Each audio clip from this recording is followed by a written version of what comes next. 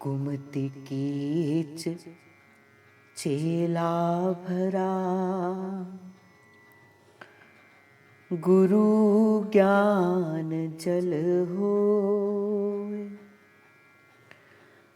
जन्म जन्म का मोर्चा, पल में डारे दो।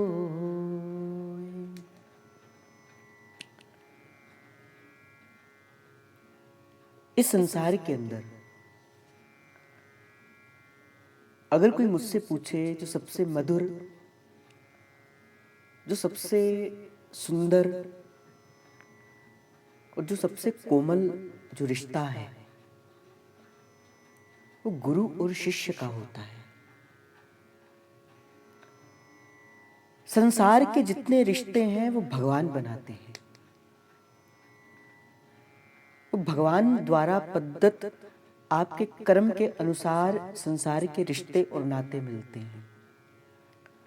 पर गुरु का जो रिश्ता है कि भगवान से मिलाने के लिए होता है। और बड़ी प्यारी बात यहाँ पे श्री कबीर दास जी कहते हैं कि कुमति कीच चेला भरा। चाहे शिष्य कैसा भी है, अनेक अनेक अवगुणों से भरा हुआ भी है, वो अवगुण जो संसार जिसे अच्छा नहीं समझता, चाहे वो भरा हुआ भी है, किंतु अगर वो गुरु के द्वारा दिखाए हुए पद्धत मार्ग पर चल पड़ता है, अगर वो गुरु के शब्द की कमाई करता है, गुरु के शब्द को अपना सर्वस्व मान लेता है। गुरु क्या है? अगर कोई मुझसे पूछे गुरु कौन, देखो, गुरु किसी शरीर अथवा आकृति का नाम नहीं होता। गुरु किसी व्यक्ति का नाम नहीं होता। उस व्यक्ति के भीतर जो शब्द है उसका नाम गुरु है। उसके भीतर जो छुपी हुई उस शब्द की चेतना है उसका नाम गुरु है।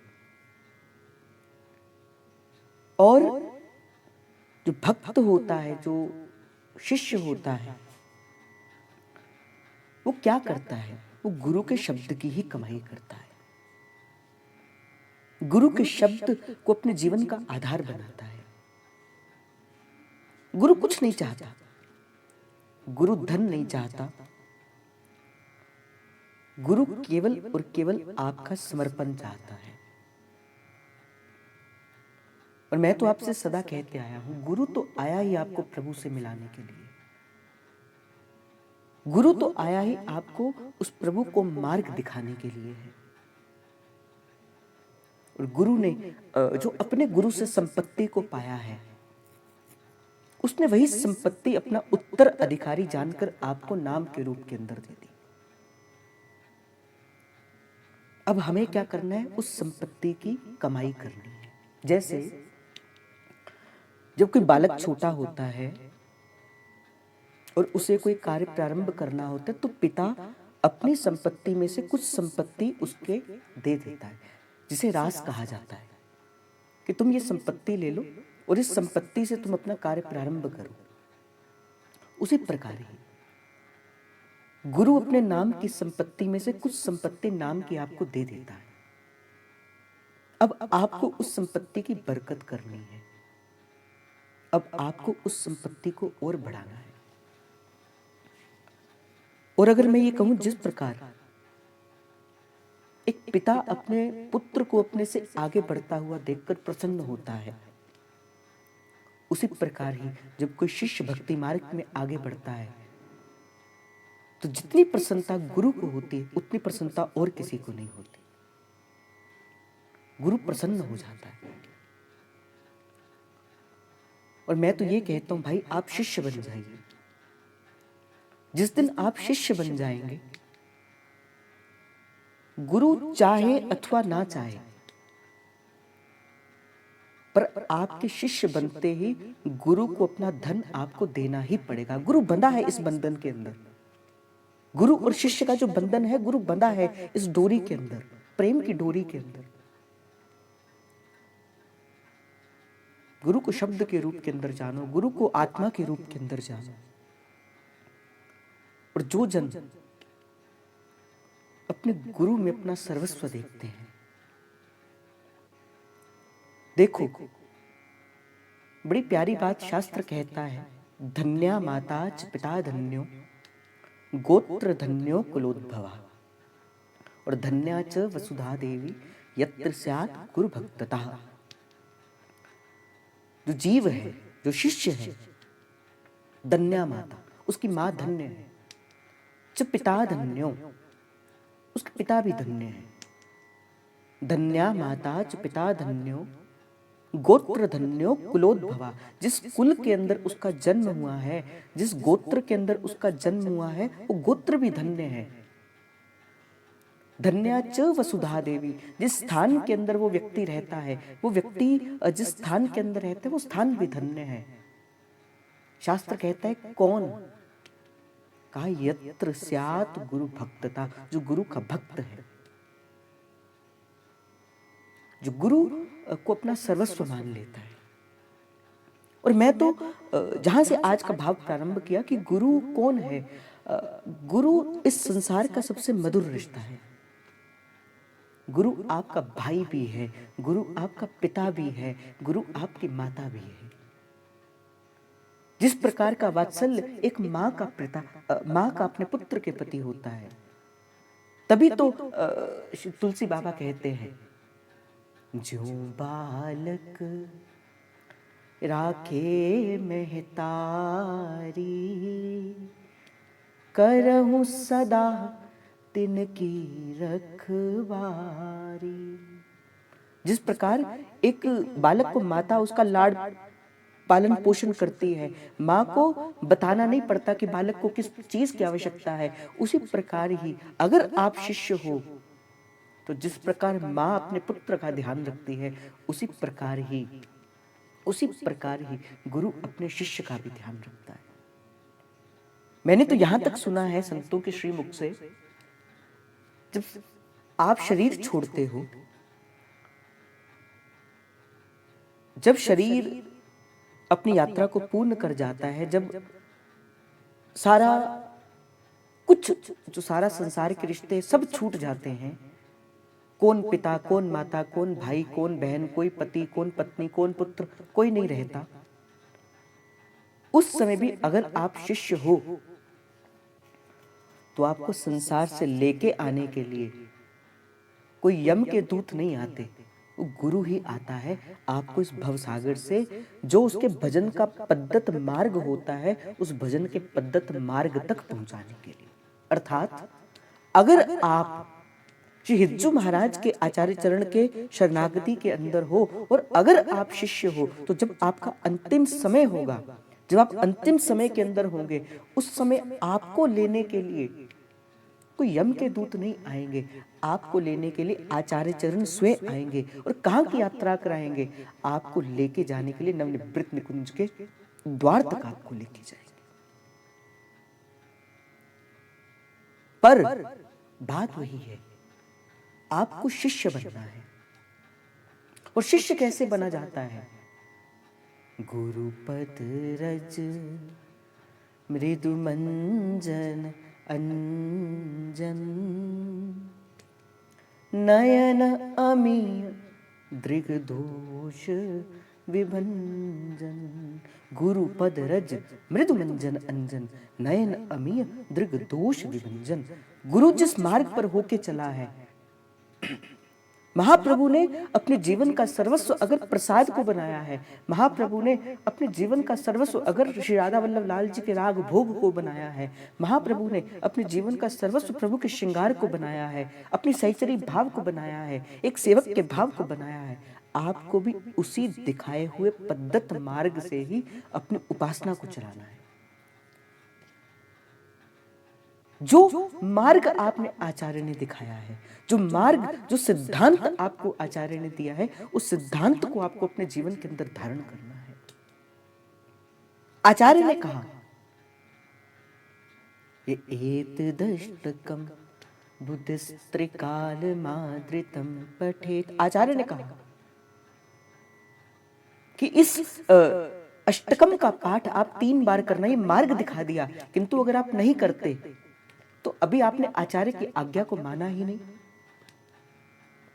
आचार्य ने आज्ञा करी, ताते भैया मेरी सो कृष्ण गुण संचू, और आपने कृष्ण के गुणों का सिंचन ही नहीं किया, कथा कीर्तन में आए ही नहीं, तो आपने आचार्य की आज्ञा का अनुसरण नहीं किया। आचार्य कहते हैं तू बालक नहीं बड़े और सन्याब, तू बालक नहीं है, तू सयाना बनता है, और तू सयाना बनता है तो हम भी सयाने बन जाएंगे। तू डर नहीं डरप हरिवंश हित, डर कर रहो संसार में से। किससे डर कर रहना है? प्रभु मेरे हाथ से कभी गुरु का कोई अपराध ना बन जाए, प्रभु मेरे हाथ से कभी किसी वैष्णव किसी भक्त का अपराध ना बन जाए। इसीलिए गुरु के दिखाए हुए मार्ग पर आपको चलते जाना है। जो गुरु ने आपको मार्ग दिखाया है उस मार्ग को अपने जीवन की संपत्ति बनाना है। और बड़ी प्यारी बात जहां से आज का भाव प्रारंभ हुआ है, कुमति कीच चेला भरा, कोई बात नहीं, स्वामिनी जो मेरो अवगुण भरो शरीर रे, मेरो अवगुण भरो शरीर। देखो अपनी ओर देखो ना, तो किसी भी प्रकार से उस नवनिवृत्त निकुंज के रस को चखने वाले हम नहीं बनते, नहीं होते। हम अपनी ओर देखें तो नहीं है हम उसके उस रस को धारण करने के भी अधिकारी, ये राधा वल्लभ लाल जी का नाम लेने के भी अधिकारी नहीं है। जब कोई मुझसे पूछता है कि क्या इस जन्म के अंदर श्री जी मिलेंगे, क्या श्री जी कभी दिखेंगे, मैं कहता हूं क्यों नहीं दिखेंगी। गुरु आपके जीवन के अंदर आए हैं, वो गुरु आने का ये संकेत है कि इसी जन्म के अंदर अब श्री जी मिलेंगे। गुरु के आने का संकेत है। आपके जीवन के अंदर सच्चा सदगुरु आया है, तभी तो संत ने भर भर कर गाया, बड़ भागी में सतगुरु पाया, मन की चिंता दूर भगाई, जो वस्तु में ढूंढी जग में वो वस्तु घट भीतर पाई। भाई जिस वस्तु को आप संसार के अंदर ढूंढ रहे हो, गुरु आके दिखाता है कि भाई वो वस्तु कहीं बाहर नहीं, वो वस्तु तो तेरे हृदय के अंदर है, तेरे हृदय के भीतर है। तभी तो कहते जरा सी नजर झुका और दीदार कर, जरा सी नजर झुका और दीदार कर। रसिकों ने गाया, संतों ने, वैष्णवों ने गाया, आपिया इन नैनन में पलक ढांप तोहे लूं, ना मैं देखूं और को, अब ना तोहे देखन दूं। भाई आज के समय के अंदर तो गुरु परीक्षा लेता नहीं, गुरु परीक्षा लेता नहीं। अगर गुरु परीक्षा लेने के अंदर आए तो संसार के अंदर कोई ऐसा ना हो जो शिष्य बन भी पाए। जिस कसौटी के अंदर गुरु अपने शिष्य को कसता है ना ठाकुर जी, कभी वो कसौटी कभी किसी जीव के ऊपर रखना भी मत। आज तो बड़े आसानी से दीक्षा मिल जाती है ना, इस कारण से गुरु का भाव हमारे हृदय के अंदर जागृत नहीं होता। आप गुरु को एक साधारण सी वस्तु मान लेते हो। हरिदासी संप्रदाय के अंदर एक संत हुए जिनका नाम था नरहरि देव जी महाराज। अष्ट आचार्यों में से एक आचार्य थे और उनके शिष्य थे जिनका नाम था श्री रसिक मुरारी देव जी महाराज। और कहते हैं कि नरहरि देव जी महाराज ने श्री रसिक मुरारी देव जी की इतनी परीक्षा ली कि ठाकुर जी को भी दर्शन देकर कहना पड़ा कि नरहरि देव जी अब मेरे इस शिष्य की और परीक्षा मत लेना, मेरा हृदय कंपित होता है, मुझे दुख लगता है, मुझे कष्ट होता है। अगर कभी विचार करना कभी इस बात का कि कभी गुरु के दिखाए हुए मार्ग पर अगर गुरु ने किसी कसौटी पर कसकर आपको कसना शुरू कर दिया ना, कोई विरला ही होगा जो इस मार्ग में पद्धत होगा, जो इस मार्ग में आगे बढ़ेगा। गुरु के दिखाए हुए मार्ग पर धीरे धीरे चलते जाओ। जो मार्ग दिखाया है, कभी कोई वैष्णव अपराध ना बने, कभी कोई गलत अपराध ना बने, सबके प्रति हित का भाव। मेरे आचार्य ने तो साधारण से मार्ग के अंदर कुछ नहीं कहा। आचार्य ने कोई विधि नहीं बताई, कोई निषेध नहीं बताया, कोई सूतक नहीं बताया, कोई पातक नहीं बताया, कोई उपासना का भाव नहीं बताया। आचार्य ने केवल एक बात कही, अंतिम शब्द अपने जीवन के अंदर कहे, सब सोहित निष्काममति श्री वृंदावन विश्राम सिराधा वल्लभ लाल को हृदय ध्यान मुख नाम। राधा वल्लभ लाल को हृदय ध्यान मुख नाम, ये महाप्रभु के जीवन के अंतिम शब्द थे। रसना कटऊं जो अन रटऊं, निरख अन फुटो नैन, शवन फुटो जो अन सुनो, बिनु राधा यश बैन। ये महाप्रभु के अंतिम शब्द हैं। सब सोहित निष्काममति श्री वृंदावन विश्राम। सब सोहित अर्थात चीटी 16 जुगल तक सबको हित निष्काम। मुझे स्मरण आ गई वो बात, हित का अर्थ क्या है।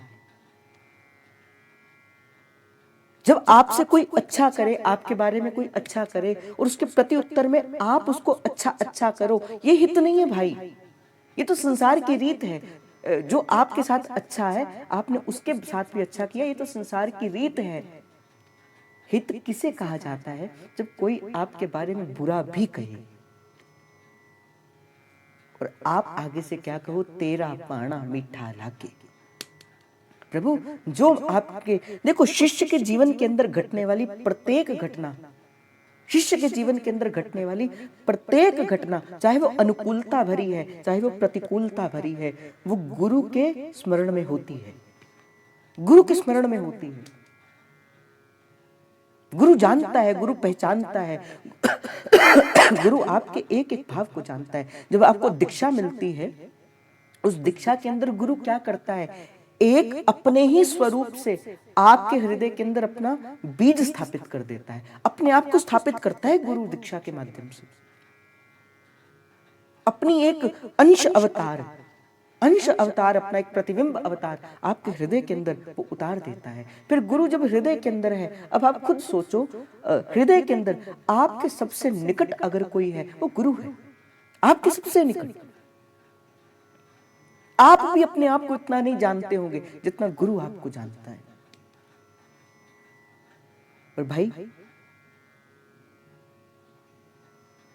क्या मुख लय विनती करूं, लाज आवत है मोहे, तो हे देख अवगुण करूं, मैं कैसे भावूं तोहे। का मुख लय विनती करूं,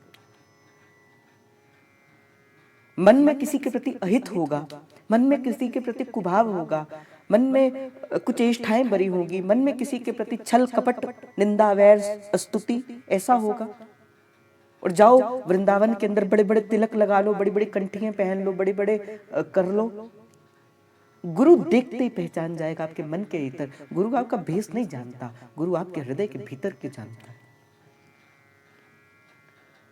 आप चाहे ऐसे भी चले जाओ, चाहे आप कपड़े पैंट कमीज पहन के भी गुरु के सामने चले जाओ, गुरु पहचान जाएगा आपके भीतर वो बैठा है। गुरु जान जाएगा आपको, आपकी स्थिति कहां तक पहुंची है। गुरु किसी प्रवेश से आपको नहीं जानता, गुरु तो आपके मन के भीतर से छिपी हुई भावना से आपको जानता है। क्यों? क्योंकि जो गुरु बाहर दिख रहा है वही गुरु आपके हृदय के अंदर भी है, भीतर छिपा है वो गुरु। आपको जरा सी नजर झुका और दीदार कर अपने गुरु का। जब मन जाए ना अवगुण की ओर, बस ये कहना, मेरा गुरु जानता है सब कुछ, मन जाए किसी की चुगली करने में, मन जाए किसी की निंदा करने में, मन जाए समय का व्यर्थ करने में, गुरु भीतर बैठ के आपको बताएगा। जब आप किसी की चुगली करोगे, पहले आवाज देगा गुरु। अगर आप शिष्य होंगे, धीरे धीरे अगर आपने उस आवाज को अनसुना करना प्रारंभ कर दिया, फिर गुरु मौन हो जाता है। किंतु गुरु शिष्य को, जब भी कोई शिष्य गलत कार्य करता है, हृदय के अंदर बैठ के उसे समझाने अवश्य आता है। पहली बात, जो पहली आवाज किसी भी बात को देखकर, किसी भी चीज को कर जो पहला चेत आपके हृदय के अंदर, वो गुरु की आवाज होती है। जब कभी झूठ बोलने का मन करे, जब किसी की निंदा करने का मन करे, जब किसी की स्तुति करने का मन करे, जब किसी के प्रति कुभाव जगे, बस इस भाव से करना, मेरे हृदय के अंदर कष्ट होगा, मेरे हृदय के अंदर बैठे मेरे प्रेम प्रभु को कष्ट होगा। आप ये देखो, आपने देखा भी होगा, संसार के अंदर भी जब किसी संत को, किसी वैष्णव को, किसी गुरु को बिठाया जाता है, क्या उसे गंदी वस्तु के अंदर बिठाया जाता है? क्या गंदे आसन के अंदर बिठाया जाता है? ना। संसार के अंदर भी अगर किसी गुरु को बिठाना हो या किसी संत वैष्णव भक्त को बिठाना हो, तो सबसे पहले स्वच्छ आसन किया जाता है, जगह को साफ किया जाता है, उस स्थान को उसके बैठने के अनुकूल बनाया जाता है, फिर उनको बिठाया जाता है, फिर उन्हें पधराया जाता है। और जब आप कुवासनाएं, कुचेष्टाएं, गलत गलत भाव अपने मन के अंदर विचार लेके लाते हो, आपका क्या गया? आपने तो वो विचार कर लिया, पर आपके हृदय के अंदर बैठे उस गुरु को कष्ट हुआ। जब नीलकंठ महादेव ने जब वो हलाहल विष को धारण किया, जब करने लगे वो महादेव उस विष को धारण, कालकूट नाम का विष, जहां जहां उसकी वेग भी जाती थी, पवन भी जाती थी, व्यक्ति उस पवन के वेग को सुनकर ही मर जाते थे, मूर्छित हो जाते थे। जब महादेव ने उस हलाहल विष का धारण किया, तो माता पार्वती ने यहाँ पे हाथ रख लिया और प्रभु ने वो विष को अपने कंठ के भीतर नहीं उतरने दिया। क्या कारण था? मेरे कंठ के भीतर मेरे राम रहते हैं, मेरे राधा वल्लभ लाल रहते हैं। अगर वो विष मेरे कंठ के भीतर आ गया, तो मेरे प्रभु को कष्ट होगा, मेरे राधा वल्लभ लाल को कष्ट होगा, मेरे गुरु के कोमल कोमल चरणों को कष्ट होगा, मेरे प्रभु के कोमल कोमल चरणारविंद को कष्ट होगा। और महादेव सारा संसार जानता है, कंठ में रोक लिया अपना वो विष, और सारा संसार उन्हें नीलकंठ महादेव के नाम से जानना प्रारंभ कर दिया। नाम पड़ गया महादेव का, नीलकंठ महादेव। ऐसी गुरुनिष्ठा होनी चाहिए। कोई बुरा विचार आपके कंठ के भीतर ना आए। क्यों? क्योंकि आपके हृदय के अंदर भी तो गुरु बैठा है, आपके हृदय के अंदर भी तो राधा वल्लभ लाल बैठे हैं। चलो ये दोनों नहीं बैठे, क्या आपके हृदय के अंदर गुरु के दिखाया हुआ मार्ग नहीं बैठा? क्या गुरु के दिखाया हुआ वो दीक्षा का मंत्र नहीं बैठा? आप खुद विचार करना इस बात को। जब मैं किसी की बुराई करती हूँ, खास करके मैं माताओं को ये बात कहना चाहता हूँ, जब आप किसी के बारे में आधा पौना 2 3 4 5 घंटे करके फिर आप कहते बोले हमें क्या लेना देना किसी का, परंतु ऐसा नहीं करना। और जिस दिन आप गुरु को अपना सब कुछ सौंप दोगे,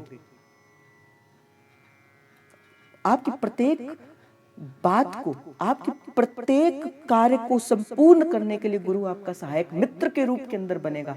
तभी तो सब कहते गुरुर माताच पिता तुमेव माताच पिता त्वमेव त्वमेव बंधुश्च सखा त्वमेव। तुम ही माता हो, तुम ही पिता हो, तुम ही बंधु हो, तुम ही सखा हो। एक बार एक व्यक्ति था, उसकी कन्या का विवाह था। गया गुरु घर अपनी खुशी को बांटने के लिए, गुरु के संग एक डिब्बा लिया, उसके ऊपर कार्ड रखा, बड़ी लंबी लाइन थी, उस लाइन के पीछे लगा। 1 2 3 घंटे लगे होंगे, नंबर आया और गुरुदेव को कहते, गुरुदेव मेरी लड़की का विवाह है। गुरुदेव मोजी स्वभाव के थे, गुरु थे और सच्चे गुरु थे। तो शिष्य ने कहा, गुरुदेव मेरी लड़की का विवाह है। गुरुदेव ने आगे से बोले सानू की, अर्थात मुझे क्या? गुरुदेव ने कहा मुझे क्या। उस शिष्य को लगा कि शायद गुरुदेव ने ठीक प्रकार से सुना नहीं। फिर एक डिब्बा लिया, फिर एक कार्ड लिया, फिर लाइन में लगा, फिर 2-3 घंटे लगाए। फिर कहता गुरुदेव मेरी लड़की का विवाह है। फिर गुरुदेव ने कहा बोले मुझे क्या। फिर उसको बड़ा अजीब सा लगा। फिर उसको लगा कि शायद मेरे गुरुदेव ने उस बात को सुना नहीं। फिर लाइन में लगा, फिर 2 घंटे लगे, 6 घंटे हो गए उसको लाइन में लगे हुए। थक गया, हार गया। तो कहा गुरुदेव, अब इस बार जब लेके गया कहा गुरुदेव आपकी लड़की का विवाह है। फिर गुरुदेव ने कहा फिर तुझे क्या। पहले कहा मुझे क्या, फिर कहा तुझे क्या। अर्थात इसका क्या था। गुरुदेव ने कहा जब तक उस कार्य को तू अपना मानेगा फिर मुझे क्या, पर जिस दिन तू सारे कार्य को कहेगा कि गुरुदेव ये कार्य सब आपके हैं, फिर तुझे क्या, तुझे घबराने की चिंता क्या। मैं तेरे संग बैठा तो हूं, मैं तेरे साथ बैठकर तेरे प्रत्येक कार्य को उंगली पकड़कर करवाने वाला भी तो हूं, पर तुझे क्या। मत घबरा मन भावरे, है श्याम तेरा रखवारा, घनश्याम तेरा रखवारा। साथ तुम्हारा कभी न छोड़े वो मोहन बांसुरी वाला। मत घबरा मन भावरे, है श्याम तेरा रखवारा, घनश्याम तेरा रखवारा। भाई जन्म जन्म का सोया मनवा, सतगुरु शब्द सुन जागा। गुरु ने जगा दिया, अपने एक शब्द से जगा दिया हमारे हृदय के वो सुषुप्त हुई वो जो शक्तियां थी उसे जगा दिया। जैसे जामवंत जब हनुमान जी गए वो 100 योजन का समुद्र पार करने के लिए, और हनुमान जी बैठे रहे, और हनुमान जी कहते बोले कौन जाएगा, इतना विशाल वो लंका तो इतनी दूर है, कौन जाएगा, 100 योजन का समुद्र है। तो जामवंत जी ने कहा कि हनुमान जी पहचानो, आप वही हो जिसने अपने छोटे बालपन के अंदर खेल खेल में वो सूर्य के ऊपर छलांग लगाकर उसको अपने मुख में डाल लिया था। जागो, अपने भीतर की शक्तियों को जगाओ। आपकी शक्तियां सुषुप्त हो चुकी हैं, आपकी शक्तियां सोई जा चुकी हैं। अब जागो, आप अपने भीतर के उस तेज को पहचानो, आप अपने अंदर के उस असल भाव को पहचानो। और जब पहचान गए, जामवंत के वचन सुना, जब जामवंत ने वचन सुनाए, युग सहस्त्र जो जन पर युग सहस्त्र वो भानु को, वो रवि को अपने मुख पे डाल दिया। तो ये तो 100 योजन का समुद्र है, वो तो युग सहस्त्र का था। और एक छलांग लगाई और पहुंच गए वहां पे, कहां, जहां हमारी मैया जानकी थी, उस लंका के अंदर पहुंच गए। क्यों? क्योंकि पहचान लिया, वो जो सोई हुई शक्तियां थी उसको जानने। उसी प्रकार ही भाई आप जीव हो, आप मानव हो, आप मनुष्य हो। भगवान को भी संसार के अंदर अगर अवतार लेना पड़ता है, प्रभु किस रूप के अंदर आते हैं? मनुष्य रूप के अंदर आते हैं। अर्थात ये मनुष्य जीवन किसी विशेष कार्य के लिए है, किसी विशेष उद्देश्य के लिए है। ये जो चोला आपको मिला है, ये जो वस्तु आपको प्रभु ने प्रेम के स्वरूप के अंदर दी है, अर्थात इसका अर्थ क्या है? इसके पीछे भी कोई विशेष महत्व है। इस चोले का भी अपना विशेष महत्व है, इस शरीर का भी अपना एक विशेष महत्व है।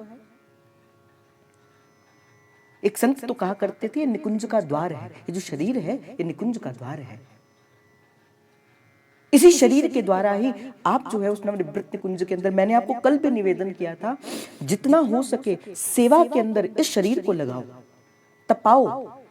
जितना सेवा में आपका परिश्रम लगेगा, जितना आपको सेवा में आपका पसीना निकलेगा, वो आपके जितने पुराने कष्ट होंगे, पुराने जो भाव होंगे, वो सारे उस पसीने के संग कुभाव निकल जाएंगे।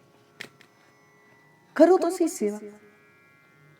चाहते तो उस नवनिवृत्त कुंज की सेवा को करना। और संसार में जो अगर मैं आपको कहूं कि प्रभु की सेवा कितने जन करते हैं, तो कोई भी नहीं मिलेगा। और भाई मैं तो आपको कोई धन की सेवा कह ही नहीं रहा, मैं तो और मैं ये भी नहीं कह रहा कि हमारी सेवा करो, मैं तो कहता हूं अपने घर पर सेवा करो। भाई हितजू की रीत को समझना बड़ा कठिन है, पर कोई जो बिरला समझ जाता है इस भाव को, जब कोई देखो भगवत प्रेम से अधिक और कुछ भी नहीं है, प्रभु के प्रेम से बढ़कर कोई नहीं है। संसार के अंदर करोड़ करोड़ माँ भी जो वात्सल्य आप पर नहीं उड़ेल सकती ना, आप एक बार शिष्य बन जाओ, गुरु अपना वात्सल्य आपको उड़ेल कर रख देगा। और ये बात मैं अनुभव के आधार पर आपसे कह रहा हूं, मैं कोई ऐसा नहीं कह रहा।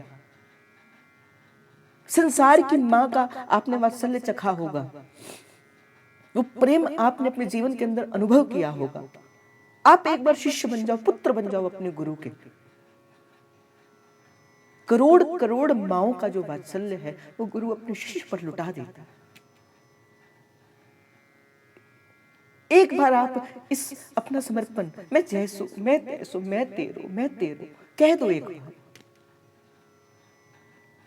सतगुरु मेरे आ किताए कमाल जी, सतगुरु मेरे आ किताए कमाल जी, शहनशाह बनाया मैनू मैं जुगां दी कंगाल सी, कित्थों लब्बे राम मैनू पुछदियां सारियां, कित्थों लब्बे शाम मैनू पुछदियां सारियां, जदों तेरे नाम दियां जदों तेरे नाम दियां चढ़ियां खुमारियां। रोते रहो, सजल रखो अपने नेत्रों को।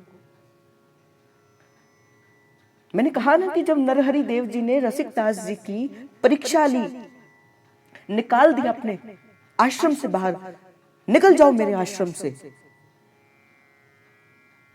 और शिष्य था, ये भी नहीं पूछा प्रभु मेरा अपराध क्या है, नहीं पूछा। जिस अवस्था के अंदर थे चले गए और रोते रहते थे, रोते रहते थे प्रभु। शुक्र गुजारा तेरा, शुक्र गुजारा। आज जो जीवन का आनंद है ना, जो जीवन के अंदर प्रभु का सुख है, पाया तेरे दर तो मैं रहमता हजारा, पाया तेरे दर तो मैं रहमता हजारा, शुक्र गुजारा तेरा शुक्र गुजार। और मैं कहता हूं अपने गुरु के प्यारे हो जाओ, प्यारे हो जाओ, एक बार अपने गुरु के प्यारे हो जाओ। जिस दिन आप अपने गुरु के प्यारे हो जाओगे ना भाई, संत तत्व एक ही होता है, सारे संतों के प्यारे हो जाओगे। मैंने अपने जीवन के अंदर अभी बड़े निकट से इस सुख को लिया है, बड़े निकट से इसका सुख लिया है। सभी संतों के प्यारे हो जाओगे।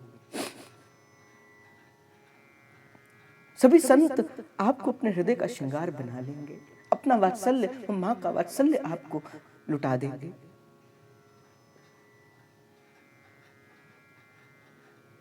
भाई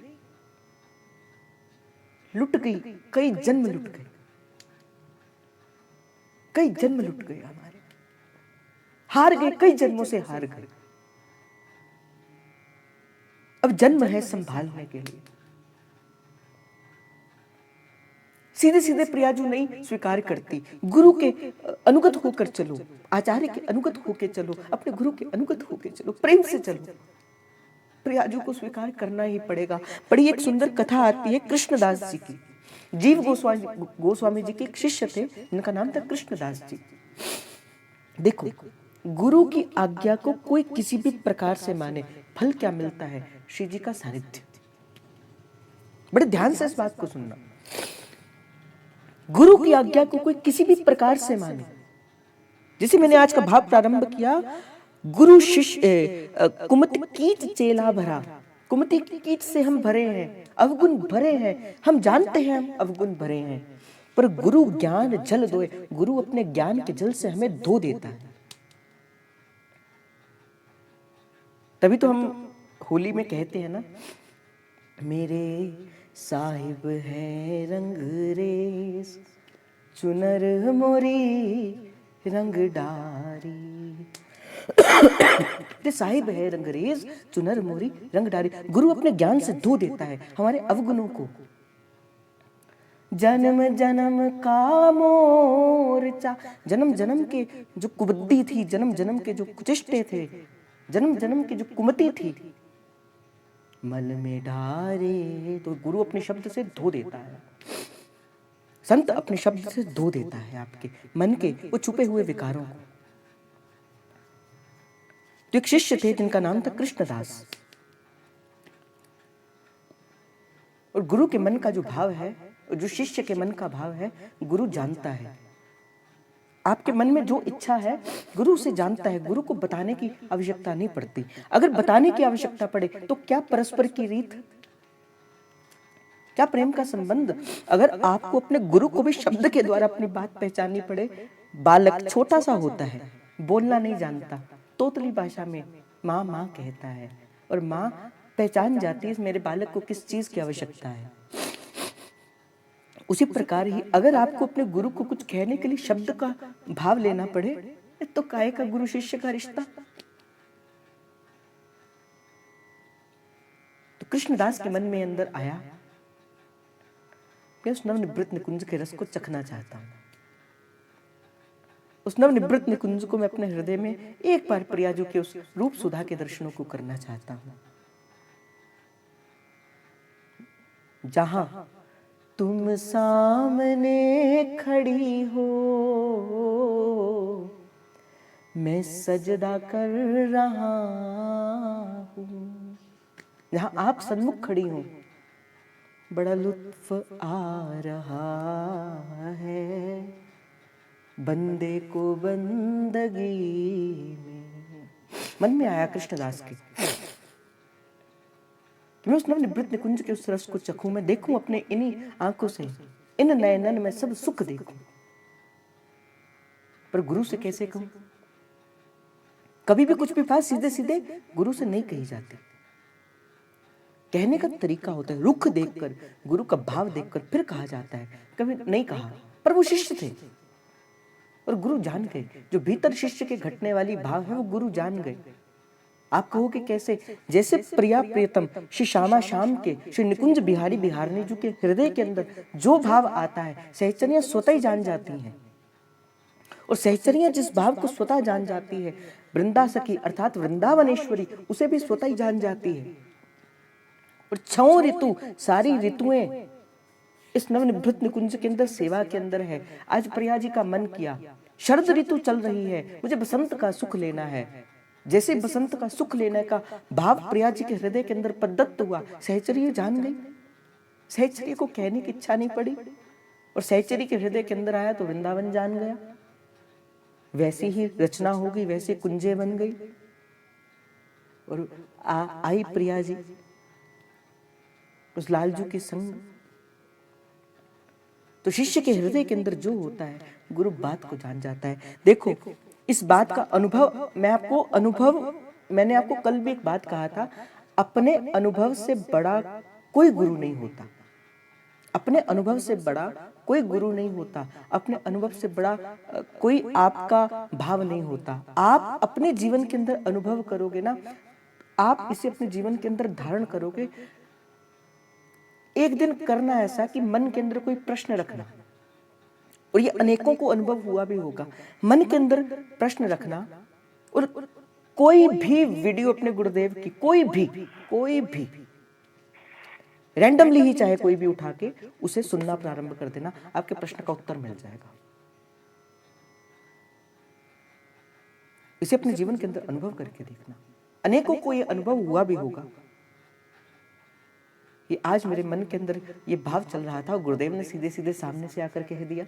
मेरे मन के अंदर ये भाव था, मेरे मन के अंदर ये प्रश्न था, मेरे गुरु ने उसका उत्तर दे दिया। आप बनकर तो देखो। मैं आपको कहता हूं, ये जो सुख मिलेगा ना, आपको सुख मिलेगा, जो आत्मीयता का जो सुख मिलेगा, आपको ऐसा लगेगा ही कहीं नहीं कि गुरु मेरे मुझसे बड़ी दूर है, कई किलोमीटर दूर, आपको लगेगा ही नहीं। आपको लगेगा गुरु तो मेरे संग बैठे हैं। गुरु नाम के रूप के अंदर, गुरु शब्द के रूप के अंदर सदा संग रहता है, सदा सहाय रहता है। तो कृष्णदास के मन के अंदर आया, पर जीव गोस्वामी से मैं कैसे कह दूं? पर जीव गोस्वामी पाद तो सच में संत थे, चैतन्य महाप्रभु के शिष्य थे।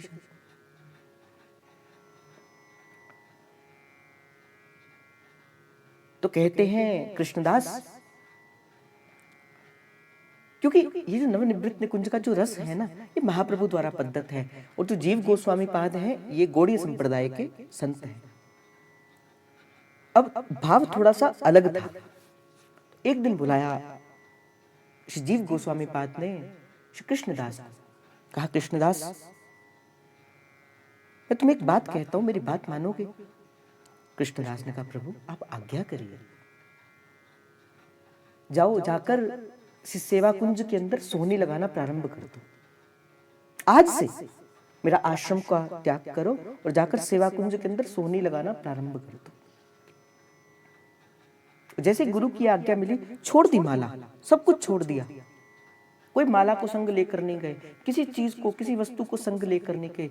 गुरु ने आज्ञा दे दी कि जाकर सेवा कुंज की सोहनी लगाना प्रारंभ कर दो। इसे जीवन का श्रृंगार बना लिया। सोहनी समझते होंगे, झाड़ू। वृंदावन में जो सबसे सुंदर, सबसे प्यारी सेवा है वो सोहनी है। और जिसके गुरु आज्ञा दे देना, जाओ जाकर सोहनी करो, या कोई संत आज्ञा दे दे तो अवश्य करो। उस आज्ञा के पीछे कोई ना कोई संकेत छुपा होगा। कई संतों को प्रमाण है, और बात पुरानी नहीं है, मात्र 10 वर्ष पुरानी बात ही होगी। मैंने आपको चरित्र भी सुनाया था पूज्य गोपाल बाबा जी का। सोहनी के बल पर 3 बार प्रत्यक्ष रूप से श्री जी के दर्शन किए, सेवा कुंज के अंदर ही। हाँ, वही सेवा कुंज जाओ आप वृंदावन के अंदर जाते हो। तो कृष्णदास छोड़ दी माला, सब कुछ छोड़ दिया, त्याग दिया गुरु की आज्ञा से। उस सेवा कुंज के अंदर किशोरी मोहे सोहनी देन सिखाओ, महारानी मोहे सोहनी देन सिखाओ।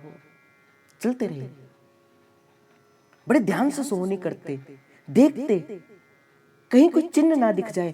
कहीं क्यों? क्योंकि आज भी प्रिया प्रियतम नित्य प्रति, मैंने आपको पहले भी कहा था, प्रिया जो सबसे पहले निधिवन राज में रास करती हैं, रास मंडल में श्रृंगार होता है, मंडल लगता है, मंडल में विराजमान होकर श्री जी को सहचरियां कहती है कि आपका रास का समय होए चलियो है, हे स्वामिनी जू चलो रास में पधारो। और ठाकुर जी फिर श्री जी से प्रार्थना करते हैं कि हे स्वामिनी जू आपका नित्य रास का समय हो गया है, आइए रास में चलिए।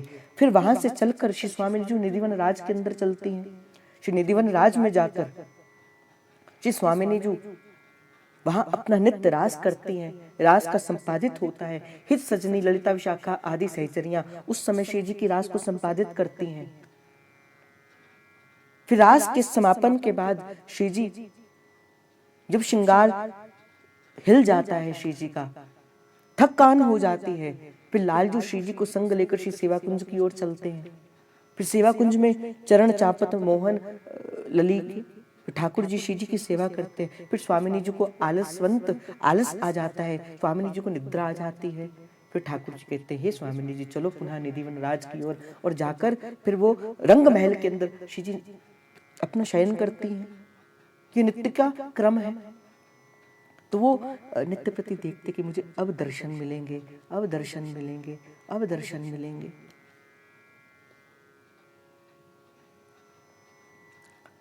अब यही रोते रहते वृंदावन में उस रज को। मैंने आपको कई बार कहा ये जो रज है, ये रस है, ये जो कुंजे हैं, ये नवनिवृत्त निकुंज को अतिशय प्रिय है। ये वृंदावन उसी का स्वरूप है।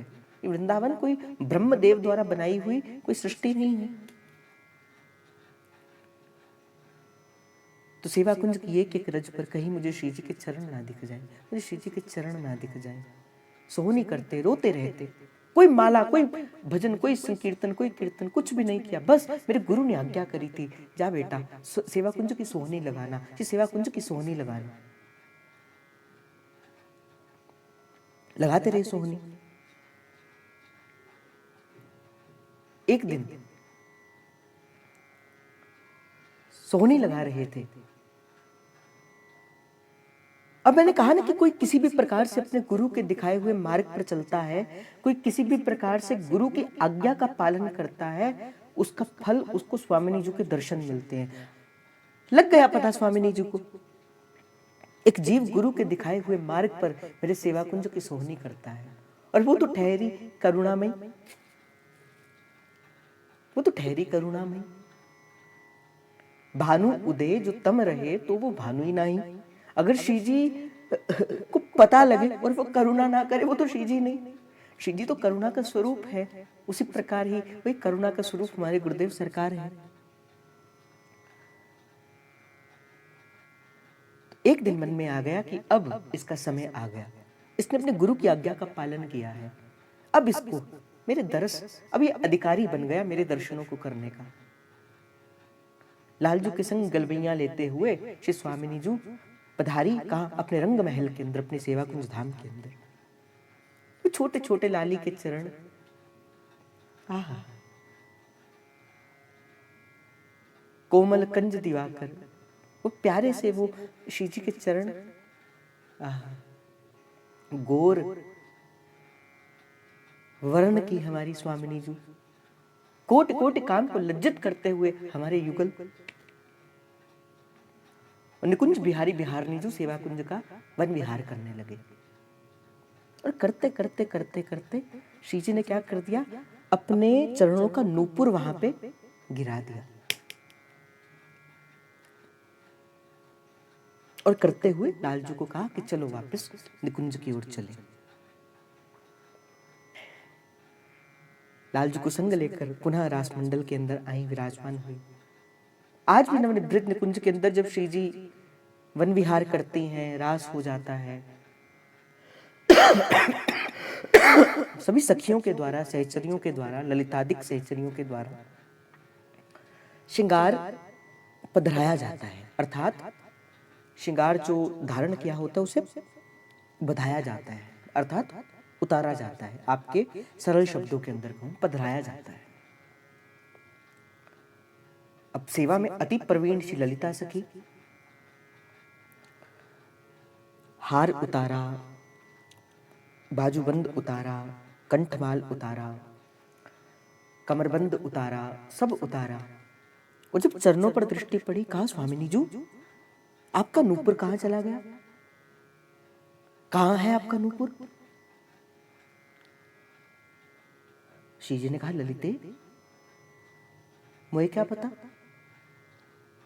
मैं कहां जानूं मेरा नूपुर कहां चला गया, हो सकता है कहीं गिर गया होगा। ललिता सखी सेवा में अति प्रवीण शिवप्रिया जी के स्वभाव को जानती भी है।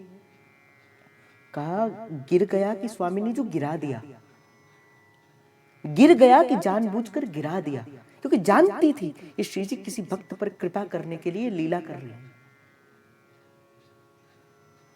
ललिते हो सकता है आपने सुबह वो नूपुर धारण करवाया ही ना हो।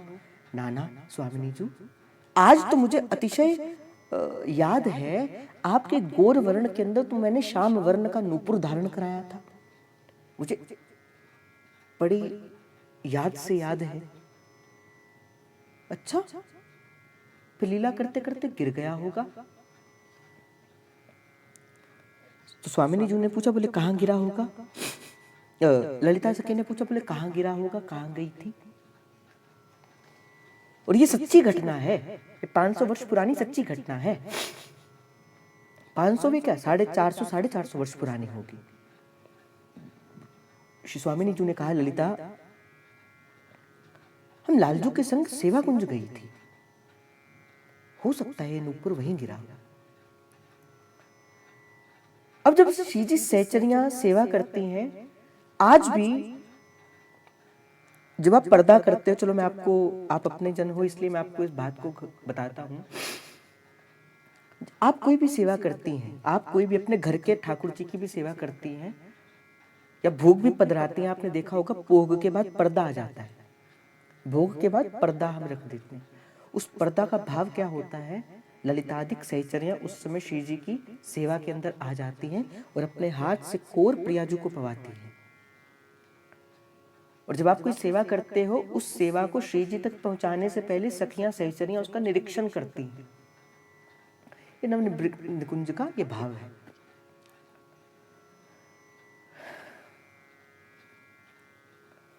तो ललिता जी ने जानती थी कि सेवा कुंज में किसको नूपुर मिला होगा, क्योंकि उस समय कम जन जो है वो पिपासु जन हुआ करते थे, कम हुआ करते थे। आज तो बड़ा वृंदावन में भीड़ बढ़ गई ना, उस समय कम हुआ करते थे। तो ललिता सखी गई सेवा कुंज के अंदर, एक बूढ़ी औरत का वेश बनाया। कहा कौन आता होगा, किसको नूपुर मिला होगा। फिर याद आई ललिता सखी को, एक बाबा यहाँ नित्य प्रति सोहनी करता है, हो ना हो वो नूपुर उसी को मिला होगा, हो ना हो वो नूपुर उसी के पास होगा। ललिता सखी ने छदम बेस बनाया, बूढ़ी का बेस बनाया, और बाबा उस समय पुनः सेवा कर रहे थे। उससे पहले की घटना है कि बाबा सेवा कर रहे थे और सेवा करते करते बाबा को आज वो समय आ गया जब चरण चिन्ह दिख गए। और चरण चिन्ह में दिखते दिखते वो छोटे छोटे चरण, वो प्यारे प्यारे से चरण श्री जी के, स्वामिनी जी के, लाडली के चरण कोमल माखन सो भी प्यारे, लाडली के चरण। बड़ा सुंदर भाव है। पूज्य हरिदासी बाबा का जो हमारी कुंज के अंदर भी आए थे, उनका लिखा हुआ भाव है, लाडली के चरण। आहा, वो देखा बाबा ने वो सुंदर सुंदर चरण, और थोड़ी और चलकर देखा तो श्री जी का नूपुर मिला। जान गए, पहचान गए। पर माया ऐसी है, कई बार जानते हुए भी वो व्यक्ति कौन है, वो वस्तु क्या है, माया अपना खेल खेल जाती है। जानते हैं बाबा में, सेवा कुंज में श्री जी के अलावा कौन आ सकता है, कोई नहीं आ सकता, पर माया ने खेल खेल दिया। और खेल खेलकर बाबा को लगा हो सकता है ये नूपुर जैसा है तो बहुत महंगा है, तो बहुत अद्भुत है, अद्भुत है, नूपुर किसी बड़े घराने का लगता है, राजघराने का लगता है। तो बाबा ने वो नूपुर अपनी पाग के अंदर रखा, बांधा, और पाग बांध रहे थे, वो नूपुर को अपने पाग में यहाँ पे रख लिया। वो नूपुर यहाँ पे आ गया। ललिता सखी गई बाबा के पास, बाबा बाबा, बोले हाँ बाबा, तो यहाँ कोई नूपुर मिली हो क्या? ललिता सखी कहती, मेरी पत्नी कल आई और मेरी बहू बहुरिया कल आई, अभी नई नई उसका विवाह हुआ है, तो मेरी बहुरिया को मैंने कहा कि चल शामा शाम के दर्शन करके तू सेवा कुंज में हो आ। तो मेरी बहू यहाँ पे प्रिया प्रियतम के दर्शन करने के लिए आई थी, और बाबा चलते चलते हो सकता है उसका नूपुर यहाँ पे गिर गया, तो अगर तो ये मिलो है तो तू मुझे वापस कर दे। कौन कह रहा है? ललिता सखी कह रही है उस बाबा से। बाबा भी बाबा ठहरे, बोले हाँ मैया, बोले नूपुर तो मिला है। ललिता सखी ने बोली ला दे। बोले ऐसे नहीं दूंगा। बोले तू कह रही है तेरी बहू का ये नूपुर है, चल मान लिया तेरी बहू का ही नूपुर है, और मैं तुझे दे भी दूं,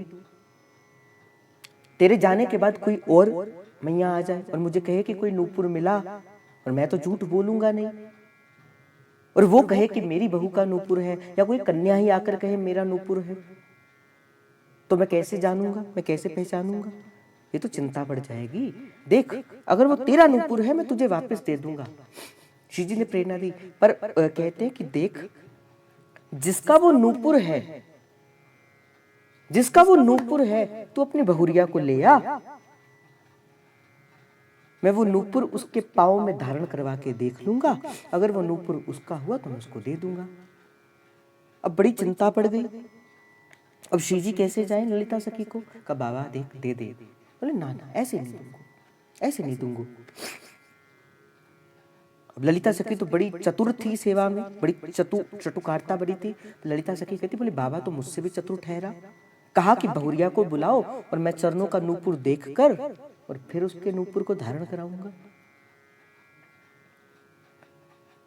ललिता सखी गई पुनः स्वामिनी जी के पास और स्वामिनी जी से कहती हैं, रे स्वामिनी जी। स्वामिनी जी ने पूछा, हाँ ललिते नूपुर मिलो क्या? बोले स्वामिनी जी नूपुर तो मिल गया, बोले ला दे। बोले नूपुर बाबा के पास है। बोले लाई नहीं। तो स्वामिनी जी ने ललिता सखी ने कहा, नहीं वो बाबा कह रहा है कि जिसका नूपुर है उस बहू को बुला कर लाओ, उस कन्या को बुला कर लाओ, मैं स्वयं उसके चरणों में नूपुर धारण करवा के देखूंगा, अगर नूपुर उसके नाप का हुआ तो मैं दे दूंगा। और स्वामिनी जी भी किसके बस में है? सहचरियों के बस में है। स्वामिनी जी सीधे सीधे जा भी नहीं सकती कहीं पे, सहचरियों के बस में है। अच्छा बाबा ये कहता है आपने मांगा नहीं? बोले मांगा था बाबा ने दिया नहीं। अच्छा स्वामी जी ने कहा अच्छा। अब ललिता सखी ने कहा बोले या तो आप जाओ तो मिले। अब सीधे सीधे जाना तो चाहती हैं स्वामिनी जी, पर कैसे कहे कि मैं चलूं, क्योंकि बस किसके? सहचरियों के बस में है।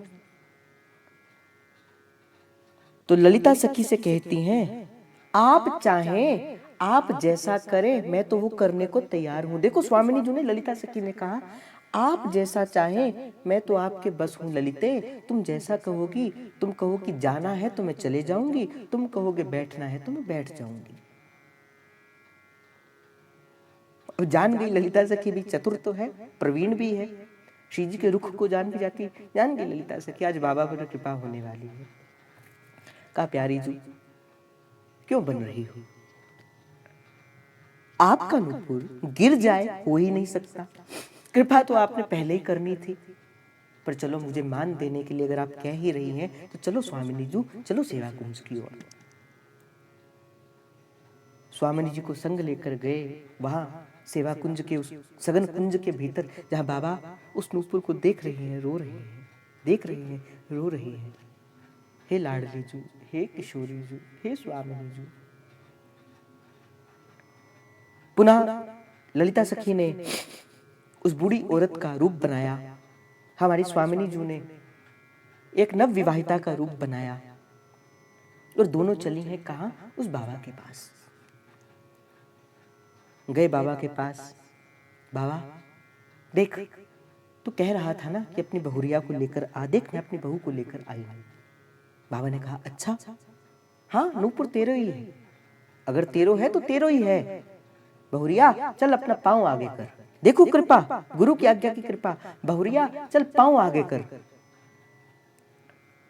श्री जी ने घूंघट किया हुआ और श्री जी ने जैसे अपने चरण कमल आगे रखे, अभी भेष के अंदर है, अपने असली स्वरूप के अंदर स्वामिनी जी नहीं है, अभी किसी रूप को धारण किया है। जैसे रूप को देखा, जैसे चरणों को देखा, अद्भुत सी कांति, अद्भुत सूर्य का प्रकाश उस चरण के भीतर। और जैसे बाबा ने वो अपनी पाग में से उस नूपुर को उतारा और जैसे नूपुर को उतार कर जैसे श्री जी का चरण का स्पर्श किया, बाबा की तो भाव समाधि लग गई, समाधि लग गई बाबा की। आह बाबा को अब कौन पकड़े, अब बाबा को कौन समझाए? श्यामा श्याम, श्यामा श्याम, श्यामा श्याम, प्रिया जू, लाडली जू, श्री जी, श्री जी। बाबा की तो समाधि लग गई। जो रज शिव सनकादिक दुर्लभ, सूरज शीस चढ़ाओ, किशोरी तेरे चरणन की रज पा। आज तो स्वामिनी जी ने स्वयं अपना चरण आगे रख दिया था, आज तो स्वामिनी जी ने स्वयं बाबा के सन्मुख अपना चरण रख दिया था। और क्यों रखा था? क्योंकि गुरु की आज्ञा को माना था। रखा, बाबा की भाव समाधि लगी। ललिते उठा बाबा को, ललिते उठा बाबा को। ललिता सखी ने उठाया, बाबा उठो, बाबा उठो। कहा लाली कौन हो,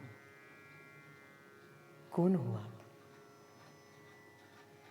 अपना पावन वरद हस्त बाबा के सिर पर पधराया।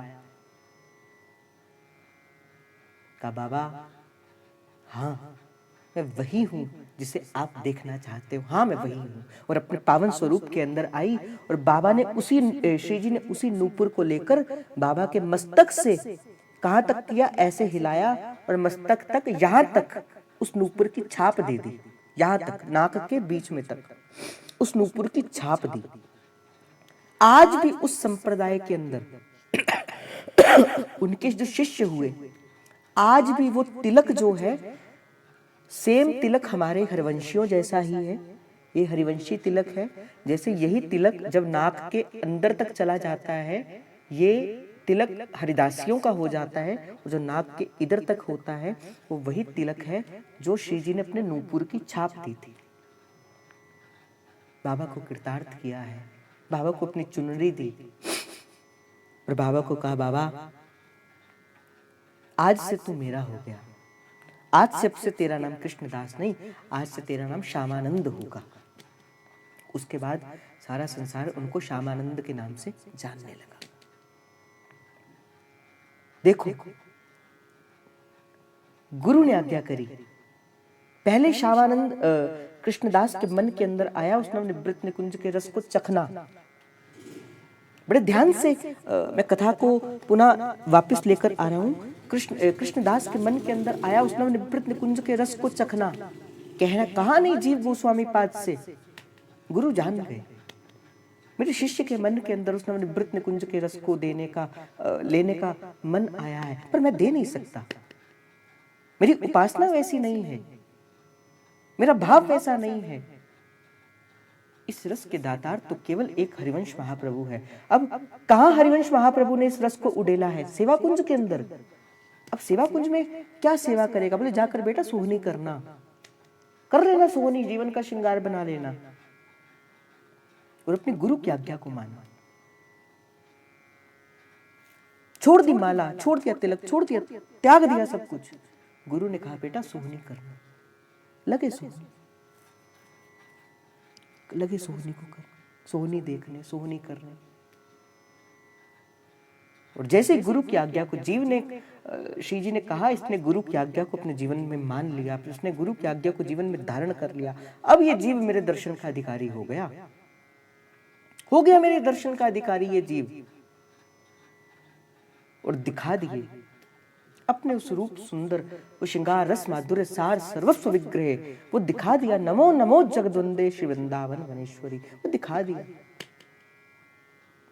प्रियतमा ने वो अपने स्वरूप को दिखा दिया कि तप्त कांचन गौरांगी श्री राधे वृंदावनेश्वरी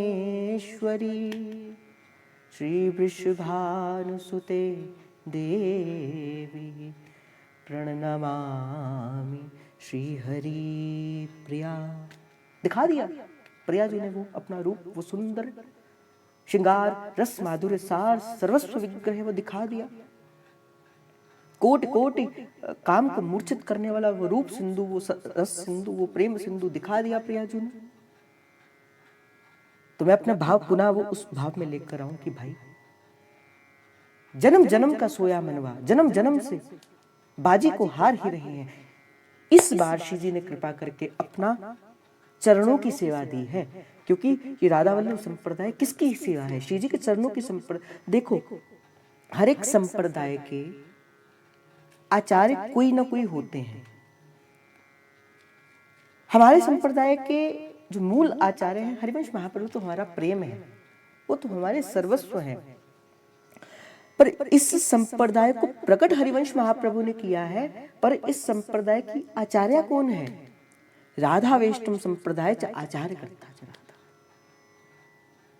इस संप्रदाय की मूल राधा रानी,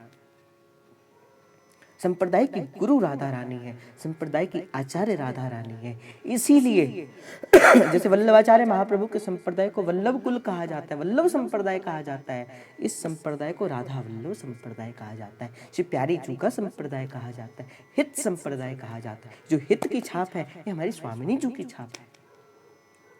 इस बार मुझे लगता है कि आपके जीवन पर कृपा करके श्री जी ने आपको अपने घर की सेवा दी है।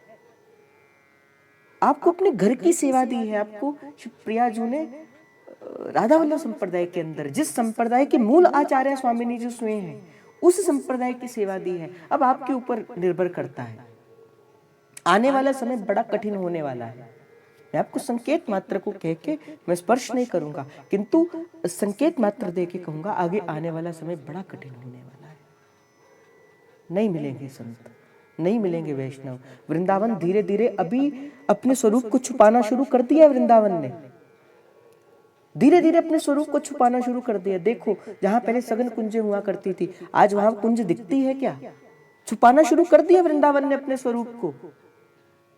वो स्वच्छ, निर्मल, अविछंद, वो रोचक त्रिविध समीर री सजनी कहां दिखती है? धीरे धीरे आपको और समय होगा, अब धीरे धीरे और वृंदावन अपनी चीजों को अलुप्त कर देगा, छुपा लेगा वृंदावन धीरे धीरे अपने।